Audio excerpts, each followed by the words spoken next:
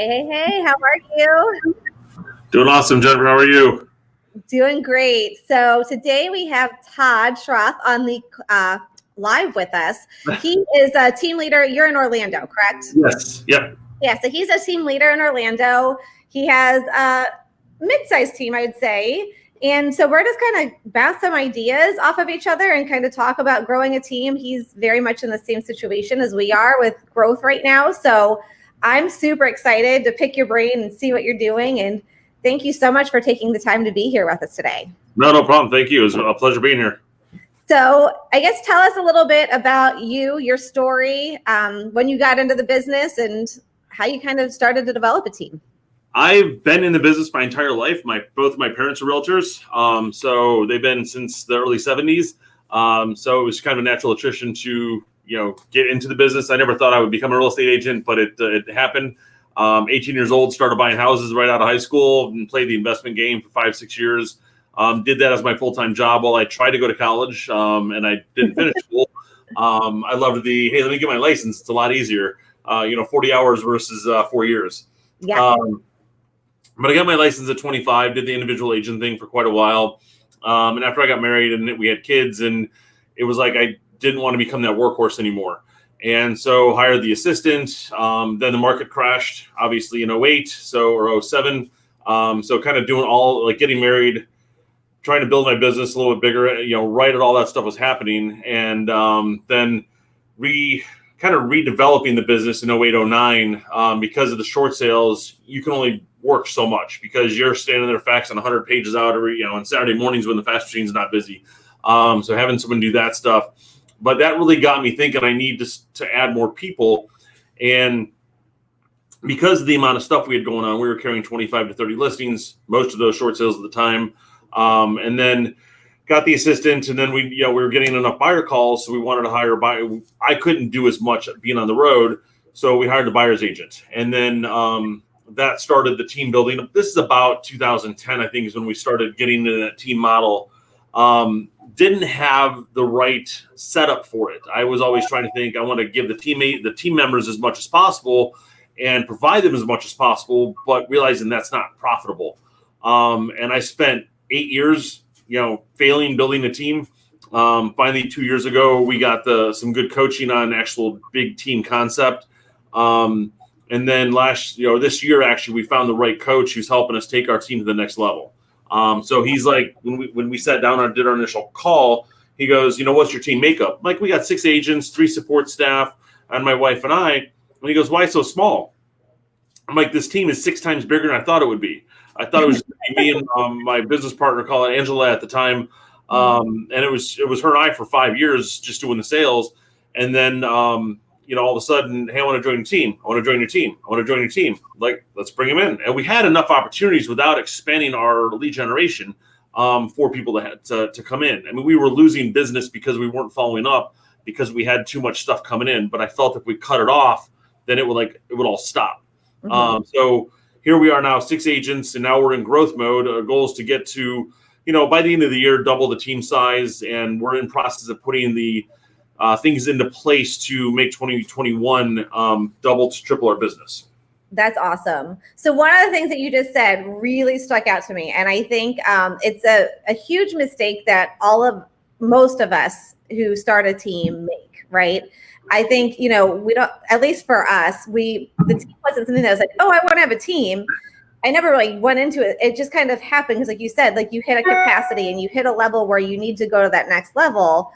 But what you just said is you said that you wanted to offer all of these things and it wasn't profitable. Yep. And I think so many of us go into, and I think people who want to have teams and want to be team leaders, you go into it with such a service heart. Like, we want to help everybody. You want to save everybody.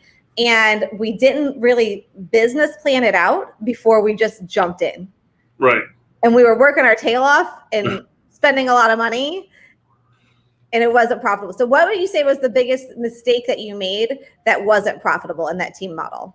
Well, when you're 2 people trying to, and especially with myself being in full sales, I'm selling 70 homes a year myself personally. So I am out on the road a lot. I don't do as much on the road because I have good support.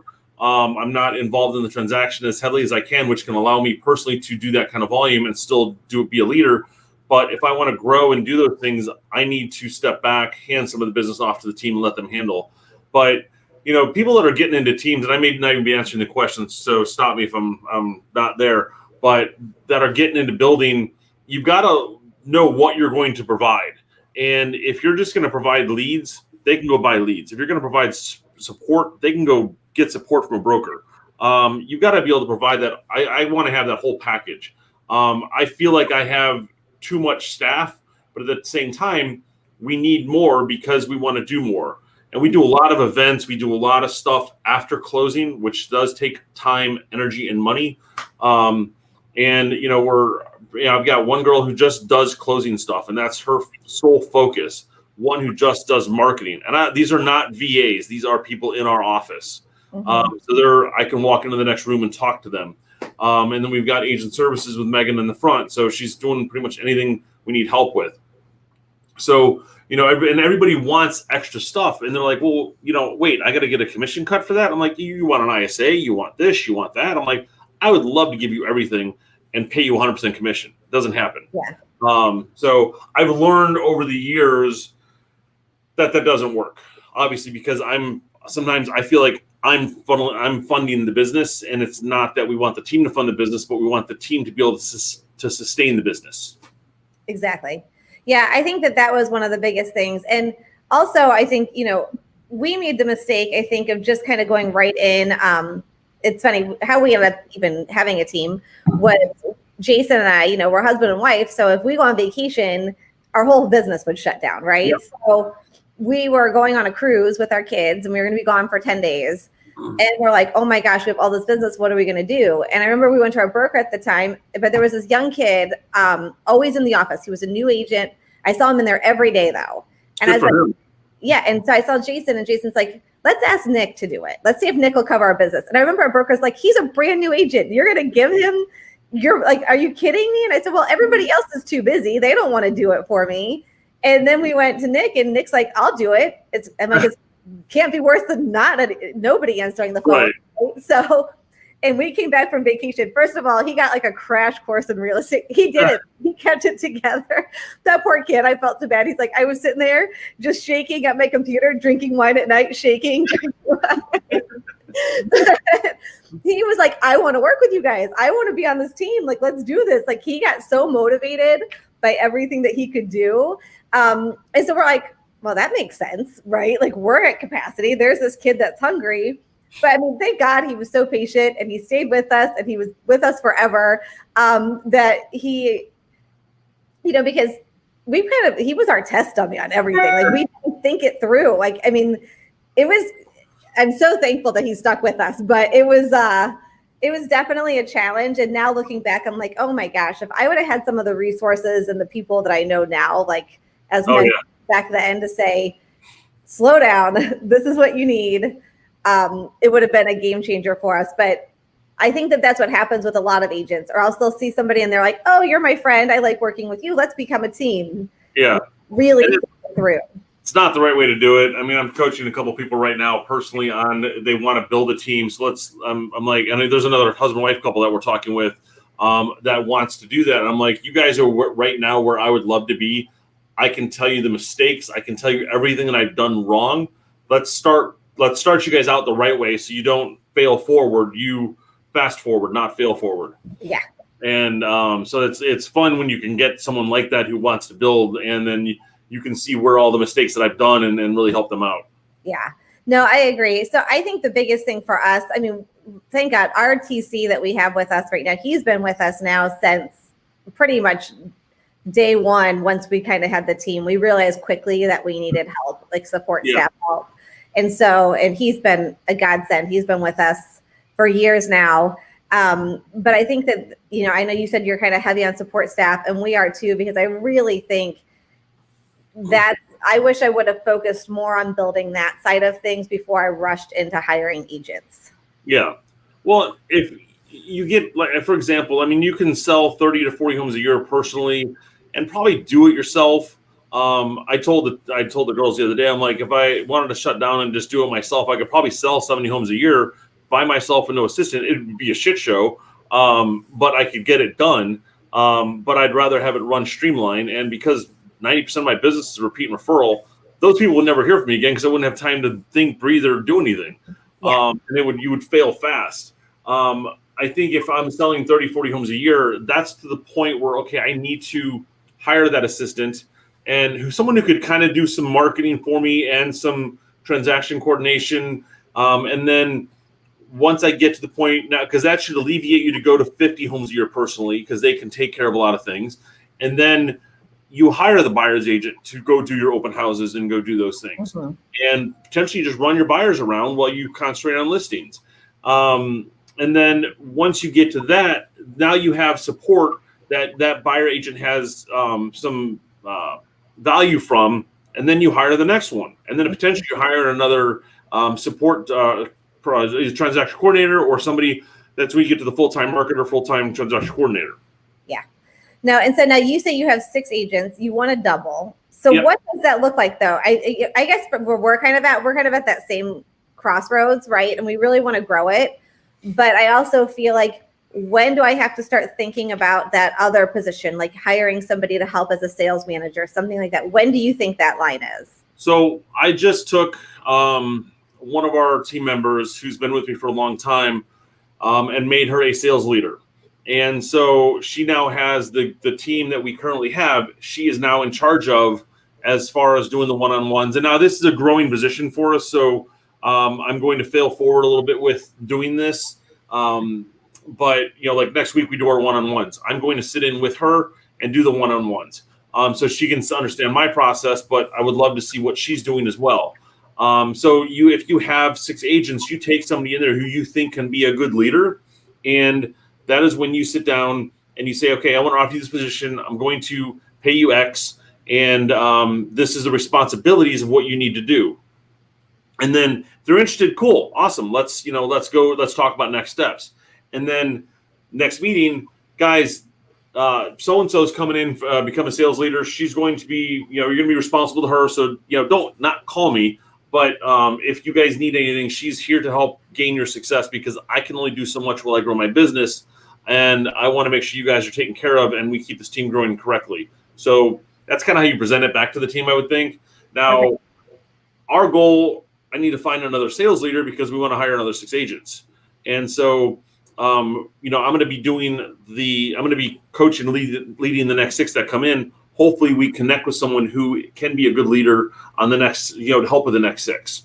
So you think one sales leader for every about 6 agents? Yeah. And that's what our coach is telling us, 5 to 6 people is good that they can manage. And it's funny because Angela, who's our sales leader, she is taking this, the bull by the horns. And she's like, Monday at lunch, we're sitting down going over stuff. I want to do contests. I'm excited to have another team because we can kind of do contests against each other and stuff. I'm like, she's a lot more motivating than I am. I'm like, this is great. Really trying to help push. So I think it's awesome. To do I that. love that. Yeah. And I really like that because I think it's giving people I really like that. And having I think it'd be fun just because I think it's fun to do contests and competitions. So as you grow that, right, and you have all these little mini teams, I would be doing challenges and fun things between each other. Oh, yeah. I really like that idea of having and then it gives everybody something to look forward to, right? There's not just one sales leader for the team where they feel like, okay, I can't really get that position. It's going to help foster that finding the leaders within your organization and growing more. Yeah. And I think that's a really awesome concept. I like that a lot, actually. We can chat after at some point, and I can tell you kind of some more in depth on what we're doing and splits and all the other good stuff there. That would be amazing, yeah, because I think that's the biggest challenge, right? Is we're still in production, and then you have that side of it, and then we're trying to be there for our support staff, then we're trying to be there for the agents. And by the end of the day, I feel like I'm just going to lose it. There's nobody there for me to be there for anymore, we have kids and all of that. So it is really, really, I think that's the biggest struggle is how do you start passing off some of that leadership role? And that's at least where we're at with it, because you want to be there. And like you said, leads can't be your value prop. Having a TC can't be your value prop. Your value prop is everything that you do as a team and the support that you provide Because like you said, anybody else can outsource those things. It's not rocket science with that. I mean, I was just reading a Tom Ferry thing this morning, and I've got to find it, but it was like, what's the top 5 things that our teams that teams provide? And I got to find it, so I can't tell you what they were, but it was like, it was leads, commission, structure, culture, other things. Some people don't care about culture. Some people don't care about the splits. Some people don't care about the leads. They are happy selling 10 homes a year to their friends. So you just got to find what their why is, and then help build that. Yeah. And really find those people that, they have that same vision. Like that's one thing I've told people when we're like recruiting or we're interviewing, and somebody's like, well, I think I want to join a team. I'm like, there's so many different teams and team models out there. Yep. You have to find which one you're looking for. There's plenty of people that come that they're just not right for our team. Like you can just see that they're not going to be successful. And I think that it's really important as team leaders for us to make sure that we explain that and really do that, because I think so many people just bring agents on and not really think about that. And then it gives them a bad taste in their mouth about what teams are and what that looks like. Right. Well, we've been doing interviews right now over Zoom, which is kind of nice because I can get to know you, see your background a little bit, and then, hey, if it's a second interview, let's come into the office in person. But I don't feel as bad if I'm not calling them back because they didn't come to my office. Or if it's like you can wrap up the conversation a little bit faster if you feel it's not a jive. Yeah. We actually started using Spark Hire because when we run some ads, you'll get so many applications. And we know that our team, like what we're kind of looking for, we want you to be comfortable with video, Zoom calls, things like that. Yeah. And so if they won't even jump on the Spark Hire and answer those 5 questions on a video, right there, it helped eliminate. I've looked at Spark Hire. I just didn't want to pull the trigger on that yet. We're using, we've got ads run across Indeed and a few other places, but it's all run through Wise Hire. And I don't know what it is, but Friday through Monday, we had 120 applications for showing assistant. And it was like, some people are just getting the license, and obviously everyone's getting their real estate license right now, and it's getting active right now. So we're getting a lot of applications because of that, because the DBPR has just opened back up and getting tech schedules and stuff. So it's a great time to build because you got a lot of cherries to pick from. That's incredible though, for showing agents. You had that many applications. I might have to talk to you about that because we were talking about needing some showing agents. Well, and we'll go through that model, later. But it was just funny because people, and it's not even just showing agents, it's the other 5, spots that we're hiring for. But, if they can't, like you're doing the 5 questions on the video, and one of the things we want people to do is video. It's not a priority, but it's something we want them to do, and we want them to get comfortable doing it. And I think Spark Hire is great for that because if they can't even just get on like Zoom calls. I had my first interview that we were doing as we were starting to build. I'm looking at my face and I'm looking at her name. Like, if you can't even turn your screen on, then it's not going to work. So I'm sitting there like, what's the point in doing a Zoom? Let's just jump on the phone. One girl that I was talking to, I didn't send the Zoom link. So I'm like, hey, we're going to jump on Zoom. She goes, oh my God, I'm not ready. I'm like, I don't care what you look like. It's a conversation. I can see, how things are going to happen. She was happy to get on Zoom. Did a second interview with her yesterday on Zoom. And it's like, just don't have some loud music playing in the background. That's the only thing we ask for. Yeah. But so our interview process is put your resume, fill out the disc profile, and then answer 3 questions. Are you licensed? Are you pursuing? And how long have you been in the business? They get through the uploading the application, and then they start to fill out the disc profile, and then they stop, and then they don't finish part 3. So you can just see it says in process. And I'm like, the resume is awesome. We've done a little research on them. After we see the resume, I really wish they would have finished that. Disqualified. Because if you can't finish that process, how are you going to finish the sales contract? Yeah. And so you do that through Wise Hire? Yeah. I like that. That's awesome.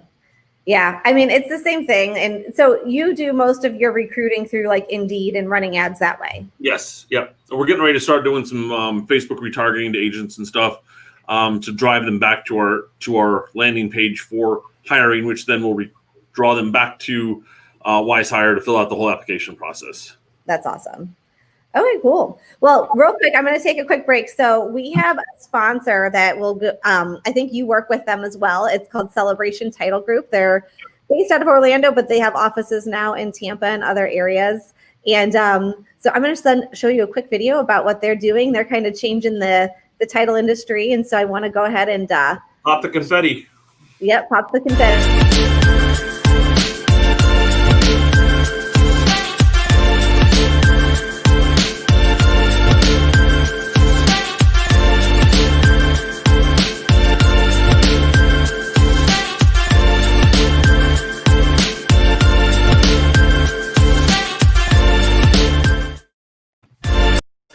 I just almost did it again. It was so fun. I wanted to watch it a second time.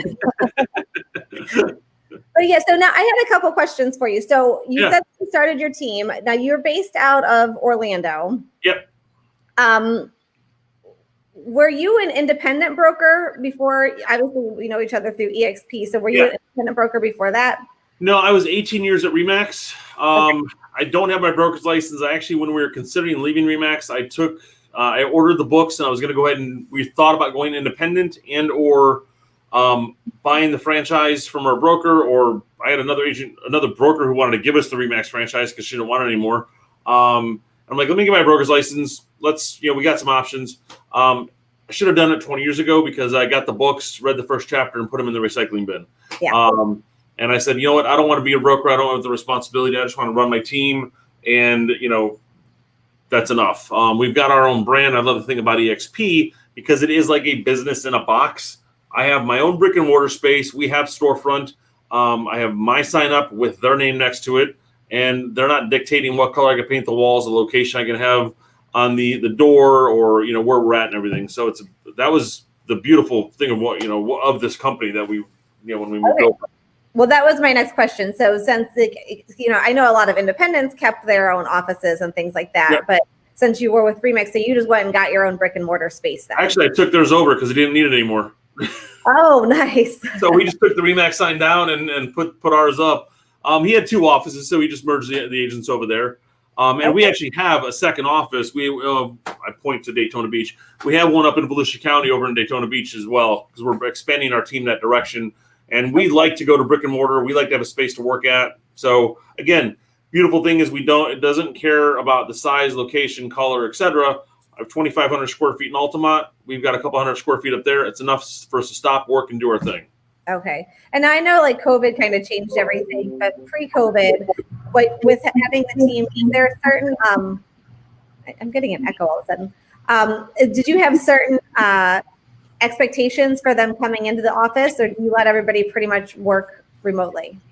I would love for them to come in. I'm not the dictator that says you got to be here from 9 to 3. It's like pulling teeth getting agents to show up and do the stuff. As long as they're making the sales, I kind of let them do their thing. We are making some changes with that. It's like we want you to start coming in. We want a call day once a week. Because when people are in, there's more energy. And we tried doing Zoom calls during COVID and morning huddles during COVID, and it just got like crickets, we all shut down. I think we shut the office down for like a month and a half. May 1st, we opened back up, and it was just nice to get back out of the house and into an office space. I like brick and mortar. That's why I have the office. I'd like to have a place to go to. But a lot of the agents, another agent that's in here, if they are showing up to the office every day, they're selling a lot more real estate. And that's the thing is if you get up and show up and have a place to go, that's my opinion, you're going to do more. Yeah. It's easier to stay focused. I know that so we actually came over to EXP like 2 weeks before everything shut down. So it was great because one of our biggest hesitations was kind of going that virtual right away. We didn't have a brick and mortar space to go to. We were used to our team being together all the time. So that was something that was a little scary, but then we were kind of forced into that world. And now we're kind of evaluating now that it's like everything. We're like, okay, do we go back, do the brick and mortar space? I kind of miss it. Like you were saying, I like having that space. And we found some places, you don't have to be crazy expensive. I mean, we had to rent our desk space at Keller Williams. So it wasn't like we weren't paying technically rent there. So we're kind of evaluating that. So I just didn't know with having that brick and mortar, like what that looks like if you require them to come in or not. Because we go back and forth on it. I've got like I said, we've got about 2,500 square feet here, and I've got one agent who's in our downline who rents a room from us. So kind of like the Remax model. And, I've got another, we've got a lender who has a space here. So we took the space and figured out how can we, I guess, help pay for itself through business partners. So if you want to have a desk here to work and do your mortgages, cool, come on in. We've got a spot for you. But I mean, I was using 2 spaces at Remax, which were costing me $1,600 a month just for the 2 rooms. My rent's $3,400 a month. Take that $1,600. I'm now paying $2,000, and I have my own additional 2, and I have my own space. But I have, through ancillary services, helping pay for some of that as well, and like renting the room out to one of the agents. So it gets it back to where it's it's comfortable. It's right back to where you were anyway. So I get it. Yeah, that's what we're kind of looking at doing. But well, I definitely want to respect your time. I definitely want to connect with you and get more information on kind of like how you are structuring that sales leadership. Yeah, definitely. Role. I am very, very intrigued by that. So if anybody has questions, how do they reach out to you? Where should they find you? Find me on Facebook. I'm on there way too much. Even watching The Social Dilemma, I still am on Facebook way too much. But just find me on Facebook, shoot me a message, and or emails Todd at Team Schroth. And again, Facebook's the easiest because you can find us on there. Awesome. Well, thank you so much. I love chatting with you and learning about your team. And if you, if you're ever out in Tampa, come see us. We're not far away. We're like neighbors. Awesome. So awesome. Well, have a great day. Thank you so much. Thanks. Appreciate it, Jen. Have a good one.